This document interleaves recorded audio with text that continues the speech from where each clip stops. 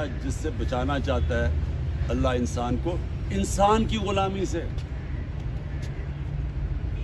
یہ دعویٰ ہے میں کسی کے سامنے جب نہیں جھکوں گا تو کون جھکاتا ہے؟ کون؟ فرعون کہتا ہے کہ میرے سامنے جھکو. ہر طاقتور ڈکٹیٹر کہتا ہے کہ میں جو مرضی کروں تم میرے غلام ہو تم کچھ نہیں کر سکتے. یہ جو آج پاکستان میں ہو رہا ہے یہ کیا ہو رہا ہے؟ وہ طاقتور آدمی بیٹھا ہوا کہہ رہا ہے کہ دیکھو میری طاقت کتنی ہے. میں لوگوں کے گھروں میں رات کو گھس جاتا ہوں, کوئی مجھے پوچھنے والا نہیں ہے. 20-30 لوگ پولیس والے گھس گئے, گھر توڑ کے چلے گئے, کسی کو پکڑ کے لے کے چلے گئے.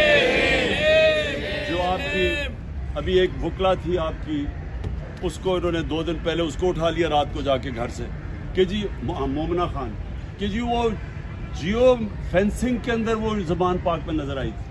کبھی سنا دنیا میں اس چیز کے اوپر کسی کو پکڑتے ہیں رات کے 3 بجے جا کے گھر سے؟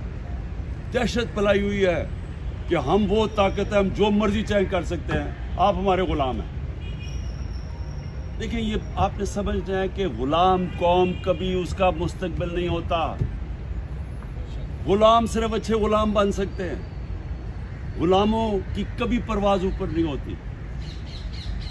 مدینہ کی ریاست اللہ جب آپ کو کہتا ہے کہ نبی کی سنت پہ چلو, تو مدینہ کی ریاست ہمارے نبی صلی اللہ علیہ وسلم کی سنت تھی. اور کیا ہوا تھا وہاں؟ وہ ریاست میں دنیا کی تاریخ کا سب سے بڑا انقلاب آیا. یہ سمجھنے کی بات ہے, میں اب دین کے سے ہٹ کے آپ کو بات کر رہا ہوں.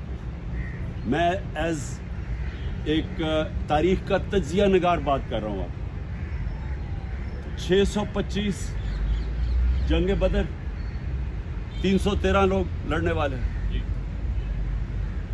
625 636 11 سال کے بعد یارموک کی جنگ ہوتی ہے. دنیا کی تاریخ میں ورلڈ ہسٹری میں لکھا ہوا ہے. 11 سال کے بعد جو اس وقت کی سپر پاور تھی رومن بیزنٹائن ایمپائر, وہ یارموک میں مسلمانوں کے سامنے گھٹنے ٹیک دیتی. 1 لاکھ ہوتی ہے ان کی لڑنے والی فوج. تو 1 لاکھ فوج ان کی, تو 313 سے یہ پہنچ گئے تھے میرے خیال میں 35,000 پر. تو 35,000 کے سامنے سپر پاور پہلی گرتی ہے. اور اگلے سال قدسیہ میں جو دوسری سپر پاور ہے وہ ان کے سامنے گر جاتی ہے. 11 اور 12 سالوں کے اندر 2 سپر پاورز گرتی ہیں. اب ذرا یہ سوچیں کہ وہ کیا انقلاب آیا تھا. وہی لوگ تھے, وہی عرب تھے جن کو کوئی پوچھتا ہی نہیں تھا. تو وہ کیسے ایک اتنا بڑا انقلاب آیا کہ وہ ورلڈ ہسٹری کہتی ہے کہ ایک دم دنیا کی تاریخ بدل گئی.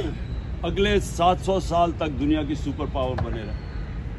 تو یہ میں آپ کو صرف اس لیے بتا رہا ہوں کہ انہوں نے سب سے پہلا کام انسانوں کو آزاد کیا تھا, اور آزادی سب سے پہلی دی تھی. یہ جو آپ کہتے ہیں نا بت توڑے تھے, بت جو توڑے تھے وہ تو ایک تو کعبہ میں بت توڑے تھے, وہ دوسرے بت بھی توڑ دیے تھے کہ ہر انسان قانون کے سامنے ایک برابر ہے.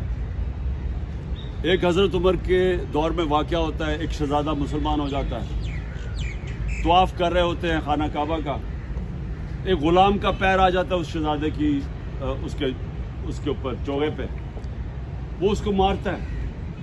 وہ جا کے حضرت عمر کو بتا دیتا ہے. حضرت عمر دونوں کو بلا لیتے. وہ شہزادے سے پوچھتے تم نے مارا تھا اس کو؟ اس نے کہا مارا تھا.